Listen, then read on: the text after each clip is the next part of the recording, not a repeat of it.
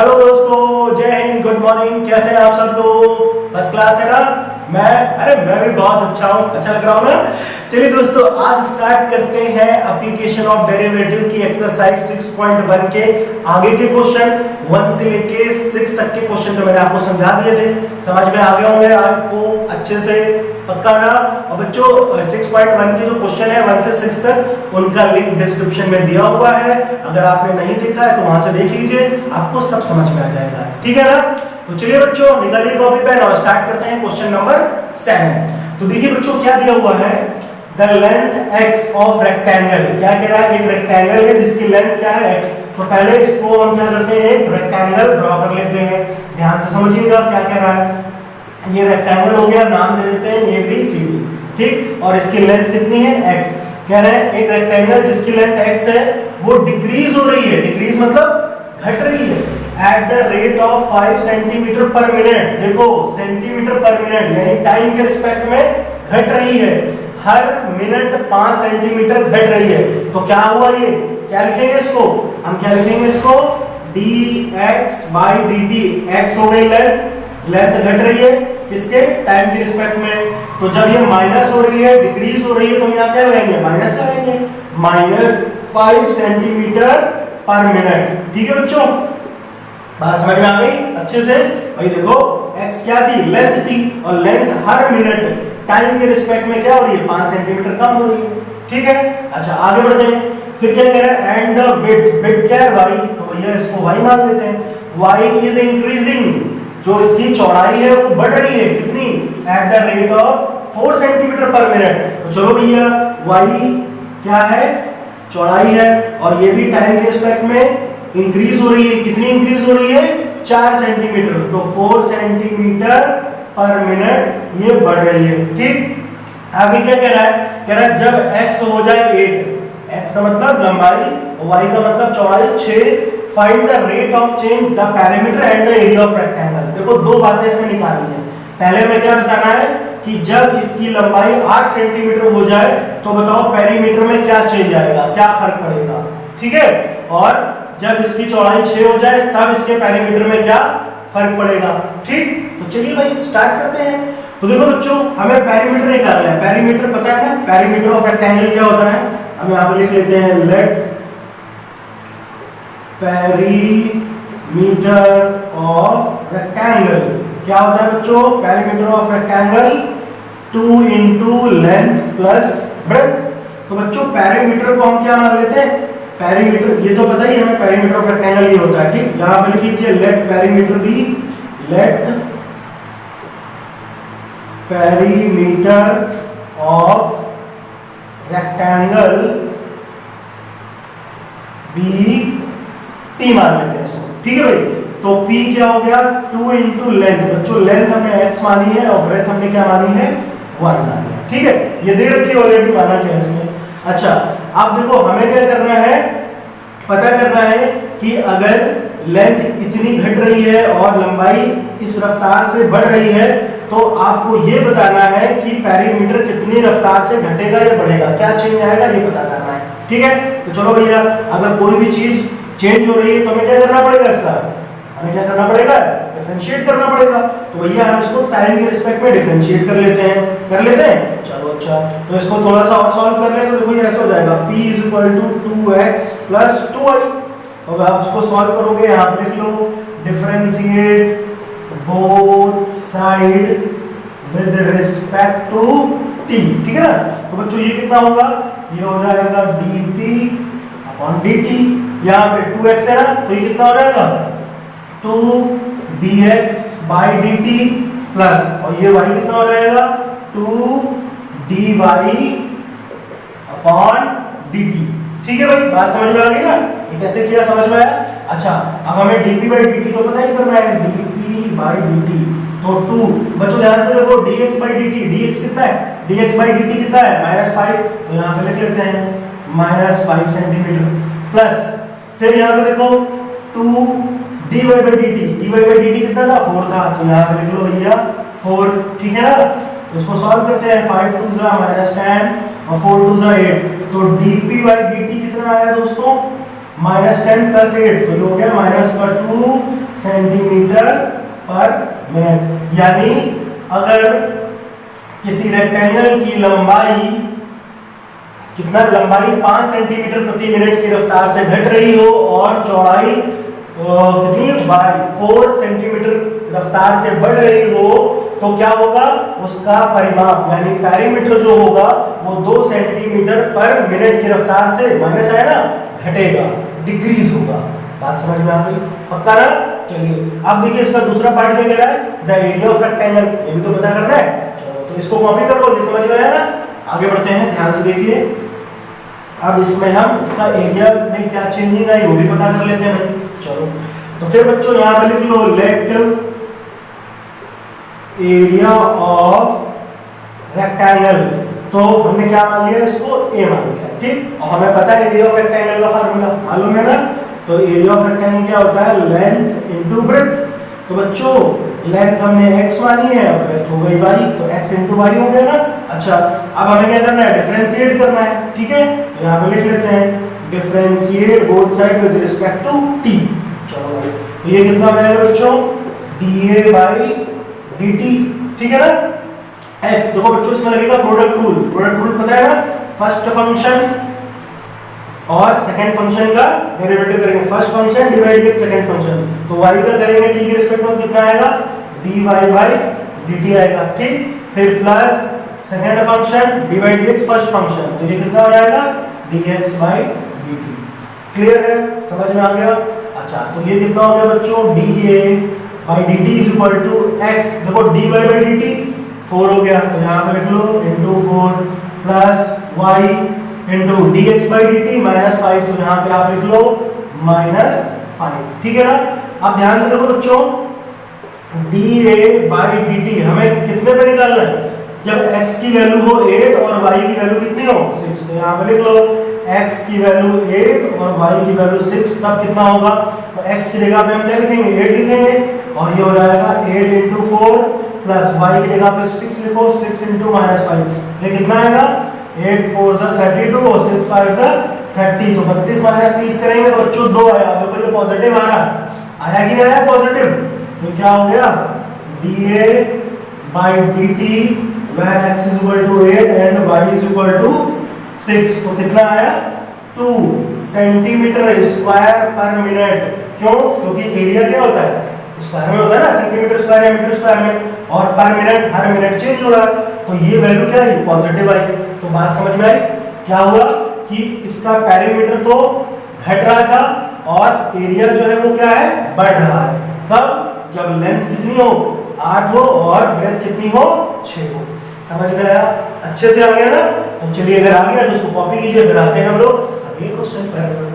बच्चों question number 8 पे आते हैं। देखिए क्वेश्चन नंबर 8 में क्या कह रहा है, इसमें बच्चों बोल रहे हैं कि एक बैलून है, ठीक, और हर सेकंड उसका जो वॉल्यूम है, देखो वॉल्यूम, ठीक है, वॉल्यूम है वो कितना 900 सेंटीमीटर क्यूब पर सेकंड बढ़ जाता है। उसमें हवा भरी जा रही होगी, पंप किया जा रहा होगा, ठीक। एक बैलून में जैसे आप मान लो फूंक भी मारो, अगर फूंक मारते हैं या पंप कर रहे हैं तो उसमें गैस भरेगी, तो गैस से क्या होगा, बलून बढ़ता जाएगा बढ़ता जाएगा बढ़ता जाएगा ना।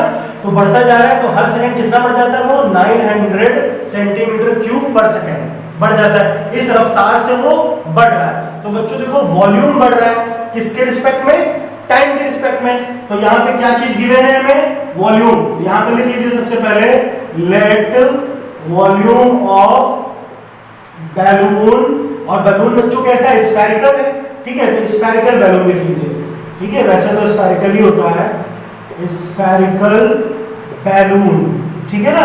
इसको हमने क्या मान लिया, v मान लिया, ठीक है, v। तो बच्चों यहाँ पे क्या गिवन है, कितनी रफ्तार से उसका वॉल्यूम बढ़ रहा है, आयतन बढ़ रहा है, dV/dt, ये कितना हो जाएगा बच्चों, 900 सेंटीमीटर क्यूब पर सेकंड। कितनी बात समझ में आ गई है ना भाई, जिसका वॉल्यूम है हमने v मान लिया, ठीक, और ये क्या है, हर सेकंड, सेकंड है ना, 900 सेंटीमीटर क्यूब बढ़ जाता है। तो जब बढ़ जाता है तो क्या हुआ, dV/dt। मैंने क्या समझाया, जो चीज चेंज हो रही है उसको ऊपर लिखो, और जिसके रिस्पेक्ट में चेंज हो रही है उसको नीचे लिखो, ठीक है ना। टाइम के रिस्पेक्ट में वॉल्यूम चेंज हो रहा है। अच्छा तो ये चीज हमें गिवन है। तो बच्चों इसमें कह रहा है कि अगर वॉल्यूम इतनी रफ्तार से बदल रहा है, बढ़ रहा है, तो बताओ उस बैलून की, उस स्फेरिकल बैलून की जो रेडियस होगी, है ना, बैलून की जो रेडियस होगी वो किस रफ्तार से चेंज होगी, लिखा है ना, रेडियस ऑफ द बैलून।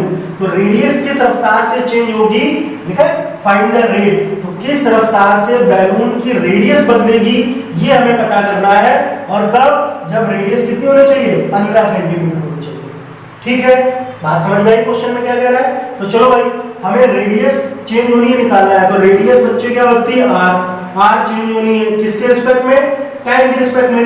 ये चीज हमें क्या करनी है, पता करनी है। ठीक, और मैंने क्या समझाया था, जो चीज आपको गिवन है उसी का फार्मूला लगाओ, आराम से कर लोगे। तो बच्चों ये क्या है, स्फीयर का वॉल्यूम दिया हुआ है, भाई स्फेरिकल बैलून है तो हमें पता है कि वॉल्यूम ऑफ स्फीयर क्या होता है बच्चों, 4/3 पाई आर क्यूब। ठीक, और जो बैलून है, मान लो ऐसे स्फेरिकल बैलून जो है बच्चों, ये जैसे मान लो इस टाइप से है तो बैलून रहा होगा, ठीक है, ऐसे करके बैलून बना हुआ है। अब बैलून तो नहीं बना रहे, थोड़ा सा समझ लो। तो यह जो इसकी रेडियस है वो कितनी है, आर है, ठीक है, और वॉल्यूम भी है। ठीक है भाई, तो हम वॉल्यूम को क्या लिखेंगे, v लिखेंगे, v = 4/3 पाई आर क्यूब। चलो भाई, क्या करना है हमें, इसका आर कितनी रफ्तार से बदलेगा ये पता करना है। तो चलिए क्या करेंगे, इसका डिफरेंशिएट करते हैं। तो यहाँ पर लिख लेते हैं बच्चों, differentiate both side with respect to t, t के रिस्पेक्ट में होगा ना, तो ये कितना आएगा, dv/dt 4/3 पाई तो बाहर हो गया, आर क्यूब का कितना हो जाएगा, तो आ गया रहेगा ना 3r², और दोबारा से करेंगे तो कितना आएगा, dr/dt। ठीक है, समझ में आया, आगे बढ़ते हैं। अब ध्यान से देखिए, यहाँ पे बच्चों 3 से तो 3 खत्म हो गया ना, फिर कितना हो गया, लिख लेते हैं dv/dt = 4 पाई r², 4 पाई r² dr/dt। ठीक है ना बच्चों। अब देखो ध्यान से, यहाँ पर dv/dt कितना दिया है, 900 दिया है, तो इसकी जगह पे लिख लें dv/dt की वैल्यू कितनी आ जाएगी, 900। ये हो गया 900 4 पाई r² dr/dt, और dr/dt तो हमें फाइंड ही करना है, तो ये इसको कट कर लेते हैं। तो इसको कट करोगे तो कितना आएगा, ये 1 यहाँ पर 900/4 कर लो, ठीक है ना। तो इसको कट करेंगे तो 4 2 ज़ा 8, और फिर 4 2 ज़ा 8, तो 4 5 ज़ा 20, 2 2 5 आएगा, आएगा ना, आएगा कि नहीं आएगा। ठीक है भैया, तो यहाँ पे लिख लेते हैं हम ये 225, और ये कितना बचा, पाई r²। ठीक है, और क्या बचा, dr/dt। बच्चों dr/dt हमें निकालना है, तो उधर लिख लो आप, dr/dt = कितना हो जाएगा, 225/पाई r², ऐसे हो जाएगा ना। अब देखो ध्यान से देखो बच्चों, r की वैल्यू कितनी है, 15 है, हाँ है ना, तो r की जगह हम 15 लिख सकते हैं, तो आप यहाँ पे ऐसे लिख लो, dr/dt हमें पता ही करना है कब, जब r की वैल्यू हो जाए 15। तो यहाँ पे लिख लेते हैं 225/पाई r², तो 15 का स्क्वायर करेंगे, तो बच्चों हमने पढ़ा है 15 का स्क्वायर भी क्या होता है, 225 ही होता है कि नहीं होता है। तो भैया ये 225 से 225 खत्म, कितना बचा, 1/पाई, और ये क्या रेडियस है, रेडियस किसमें होगी, सेंटीमीटर/सेकंड। तो बात समझ में आई, dr/dt हमें यही फाइंड करना था, dr/dt, तो उसकी जो रेडियस है 1/पाई सेंटीमीटर/सेकंड की रफ्तार से चेंज हो रही है। क्लियर है, समझ में आ गया अच्छे से। तो भैया समझ में आ गया, चलो लिख लो फटाफट, आगे बढ़ते हैं फिर। 10 नंबर क्वेश्चन पे आते हैं बच्चों। इसके पहले क्वेश्चन नंबर 9 जो है वो बहुत इजी है, बिल्कुल क्वेश्चन नंबर 8 की तरह, तो आप उसको लगा लीजिएगा। अगर नहीं आएगा तो मैं बता दूंगा, आप पूछिएगा मुझसे, मैं बता दूंगा, ठीक है ना। तो क्वेश्चन नंबर 10 पे आते हैं बच्चों, ठीक है। तो देखिए क्वेश्चन नंबर 10 क्या कह रहा है, a ladder 5 centimetre long is leaning against a wall। Ladder तो समझते ना, एक सीढ़ी है और वो एक दीवार के सहारे ऐसे खड़ी है, देखो ऐसे ऐसे इस तरह से, मान लीजिए ऐसे सीढ़ी हो गई, ठीक है ना, सीढ़ी तो देखी है आपने, ठीक है। तो ये मान लीजिए ऐसे सीढ़ी हो गई, इस टाइप से सीढ़ी है, ठीक, ये ऐसे सीढ़ी है चढ़ने के लिए, तो ऐसे दीवार के सहारे इसको ऐसे टिका के रख दिया गया है, ठीक। और इस जो सीढ़ी की लंबाई कितनी है, ये 5 सेंटीमीटर है, ठीक। कह रहा the bottom of the ladder is pulled along the ground, तो बॉटम मतलब ये नीचे का हिस्सा ऐसे खींचा जाएगा। इसको आप ऐसे मान लो, ये P हो गया, ये Q हो गया, ये R हो गया, ठीक। और इस दीवार से यहाँ तक की जो लंबाई है, दूरी है, इसको मान लेते हैं x, और ये जो दूरी है इसको चलिए y मान लेते हैं, हाइट, वॉल की हाइट को y मान लिया और इसको हमने x मान लिया। ठीक है बच्चों, इतनी बात समझ में आ गई। अच्छा, अब ये कह रहे हैं जो सीढ़ी है ये यहाँ से ऐसे खींची जा रही है, तो मान लो अगर आप इसको खींचोगे, खींचते खींचते जो सीढ़ी थी मान लो इस पॉइंट पे पहुंच गई, ये पॉइंट मान लो A पे पहुंच गई, है ना, इसको हम ऐसे खींचते खींचते लाए, ये पॉइंट A पर आ गई। तो जब ये बच्चों सीढ़ी खींचेंगे ऐसे, तो जाहिर सी बात है ये ऊपर का हिस्सा कम होगा।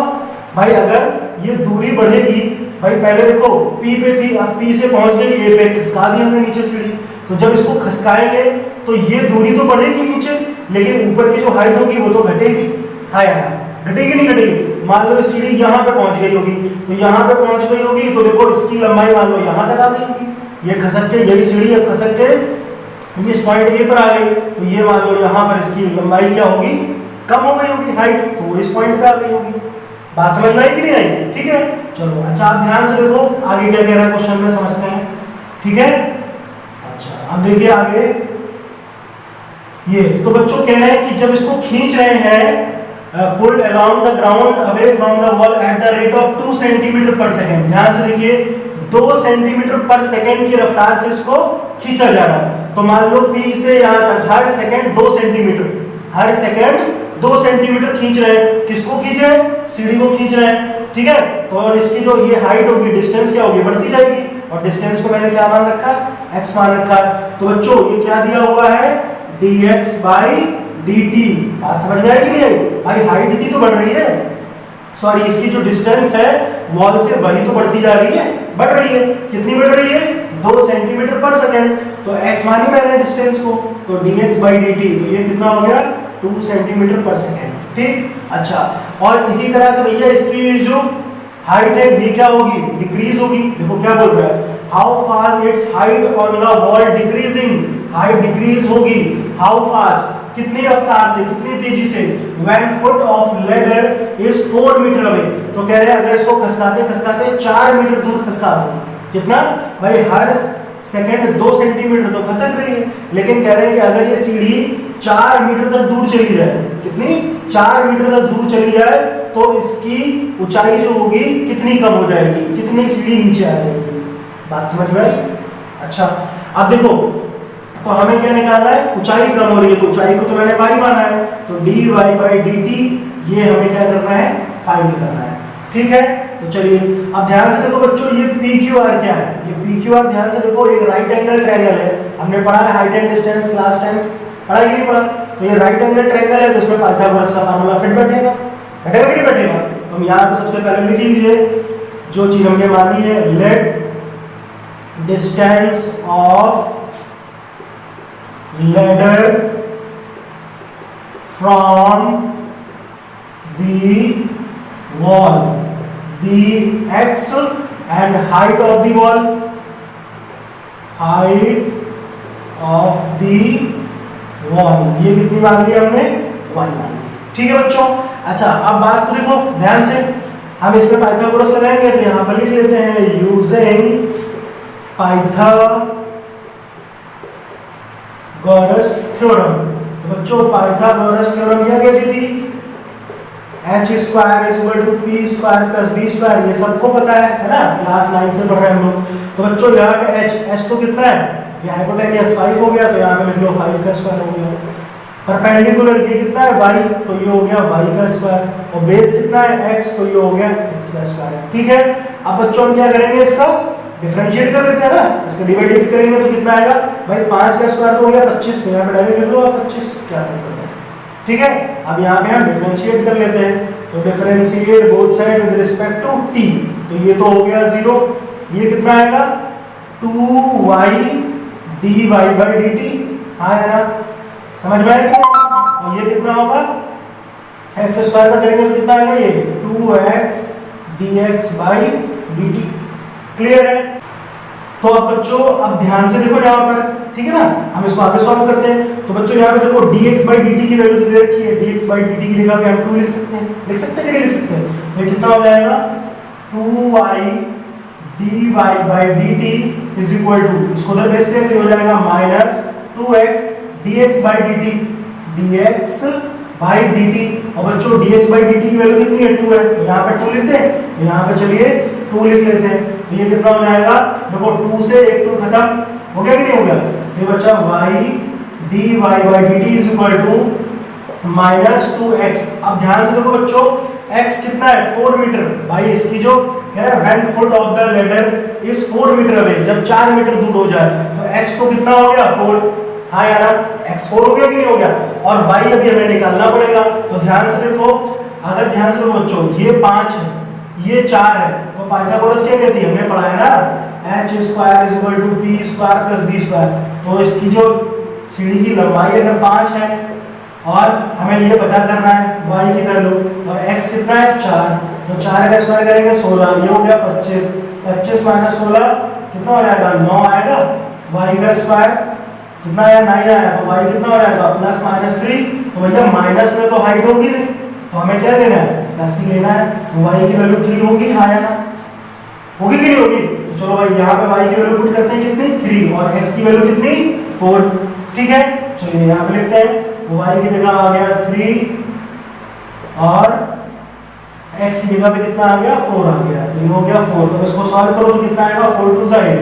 तो बच्चों ये हो गया dy by dt is equal to 4 2 8 और ये 3 नीचे आ जाएगा, ठीक है। तो बच्चों dy बाई dt कितना आया minus 8 by 3 centimetre per second, ठीक। तो अगर 2 सेंटीमीटर पर सेकेंड की रफ्तार से इसकी हाइट यानी सीढ़ी को खींचा जा रहा है, तो उसकी हाइट जो होगी, सीढ़ी जो होगी वो कितने -8/3 की रफ्तार से नीचे आएगी, उसकी हाइट कम होती जाएगी। बात समझ में आ गई ना अच्छे से। तो चलिए नोट कीजिए, फिर अगले क्वेश्चन पे आते हैं।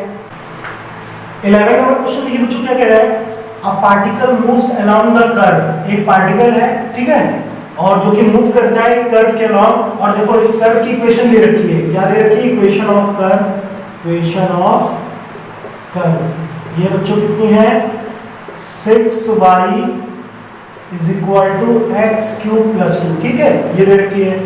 Find the point on the curve, इस कर्व के ऊपर हमें पॉइंट बताना है at which y coordinate is changing. अच्छा y कोऑर्डिनेट चेंज हो रहा है 8 times as fast as x coordinate. देखो इस लाइन का मतलब समझ में आया, ये चीज जो y कोऑर्डिनेट होगा वो मतलब dy बाई dt की बात हो रही है, भाई टाइम के रिस्पेक्ट में तो चेंज होगा। तो जो y कोऑर्डिनेट है वो x कोऑर्डिनेट का 8 गुना है, x कोऑर्डिनेट के 8 गुना चेंजिंग होता है। कहने का मतलब है अगर x कोऑर्डिनेट 1 कदम बढ़ाता है तो y कोऑर्डिनेट 8 कदम बढ़ाता है, उसका 8 गुना, ठीक है।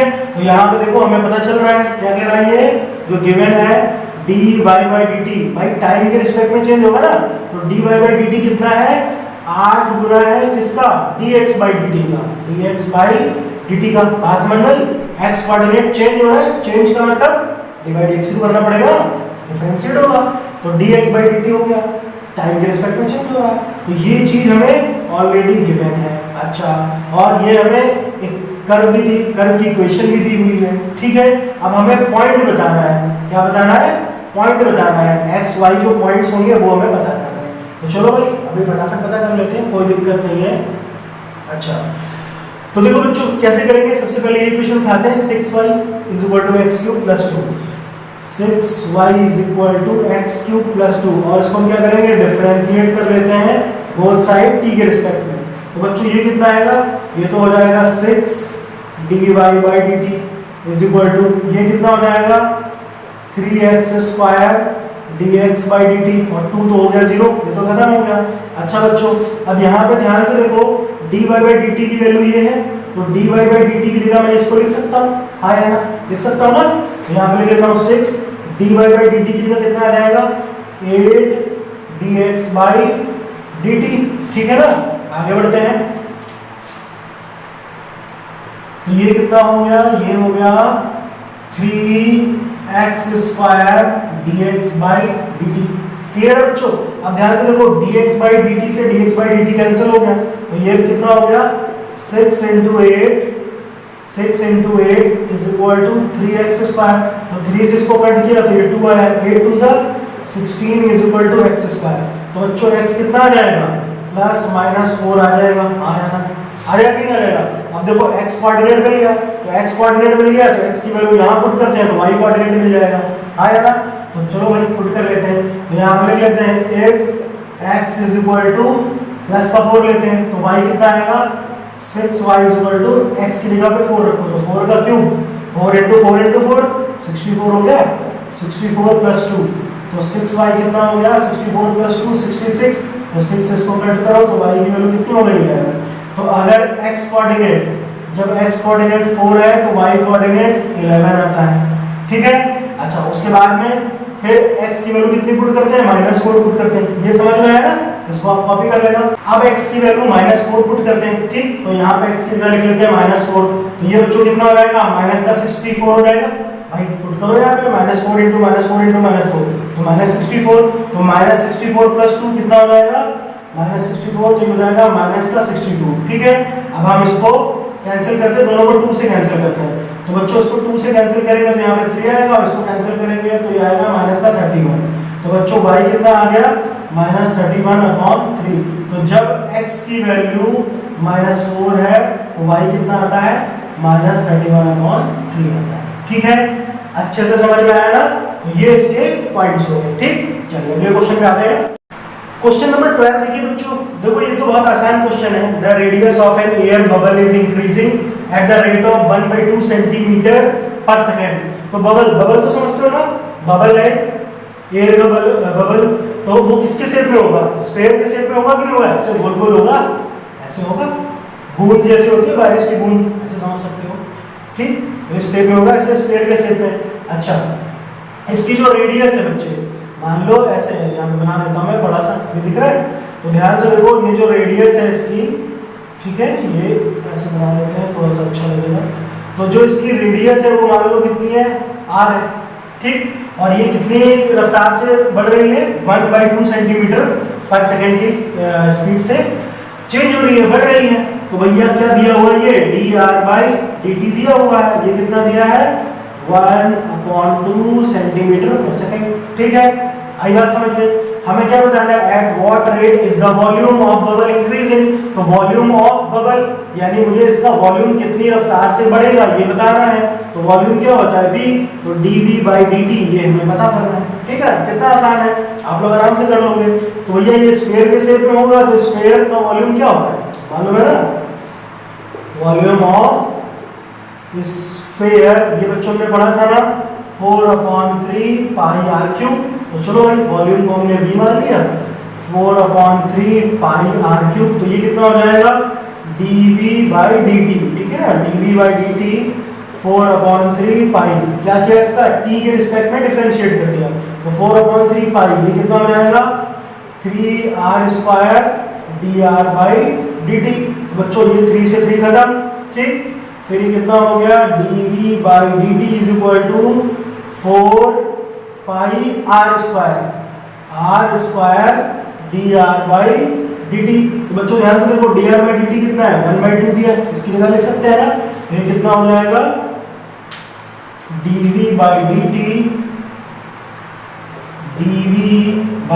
Is equal to 4 pi r² dr/dt कितना हो गया, 1/2। तो 2 से इसको कैंसिल किया तो ये हो गया बच्चों dv/dt is equal to 2 pi r²। अब देखो बच्चों रेडियस कितनी है इसकी, 1 सेंटीमीटर हो जानी है। तो हमें निकालना है dv/dt जब r की वैल्यू कितनी हो, 1 हो। तो बस यहाँ पे पुट कर दो तो कितना आएगा, 2 पाई r²। तो r तो 1 है तो 1 का स्क्वायर करोगे तो 1 ही आएगा, तो यही आ गया। तो dv/dt कितना, जब r 1 है तो कितना आएगा, 2 पाई आएगा। और ये बच्चों क्या है, वॉल्यूम है, तो वॉल्यूम की यूनिट क्या होगी, सेंटीमीटर क्यूब पर सेकेंड, ठीक है। बात समझ में आई। तो ये इसका आंसर हुआ। ये तो काफी आसान क्वेश्चन है, सब लोग कर लोगे, है ना। चलिए अगले क्वेश्चन पे आते हैं। 13 नंबर क्वेश्चन देखते हैं बच्चों। इसमें देखिए क्या कह रहा है, a balloon which always remains spherical। देखो बच्चों हमेशा याद रखो, जब भी कोई बैलून क्या है, बबल क्या है या फुटबॉल क्या है, हमें क्या लेना है, स्फीयर ही लेना है, क्योंकि ये सब स्फीयर के शेप में होते हैं कि नहीं होते। अच्छा, तो जो बैलून है बच्चों स्फेरिकल के शेप में है, हैज अ वेरिएबल डायमीटर। अच्छा, उसका देखो ये डायमीटर दे दिया गया है, डायमीटर कितना है ये दे दिया गया है, ठीक है। अच्छा आगे बढ़ते हैं, आगे देखते हैं इसमें क्या होगा।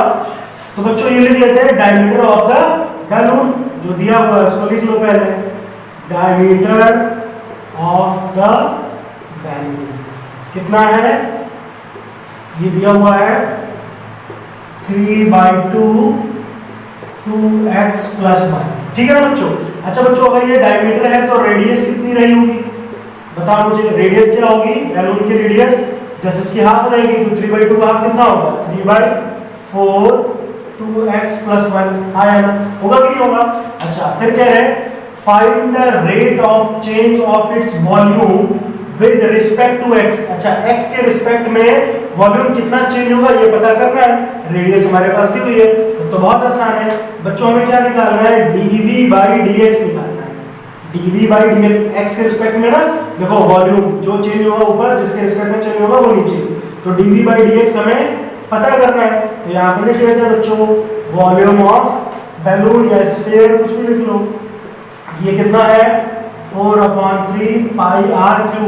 बच्चों r तो ये पूरा हो गया कि नहीं हो गया, तो ये कितना हो जाएगा v = 4/3 पाई r³। तो r की जगह हम लिख लेते हैं 3/4, ये पूरा लिख लेते हैं 2x + 1, ठीक है ना। तो इसका भी क्यूब कर लो और इसका भी क्यूब हो गया कि नहीं हो गया।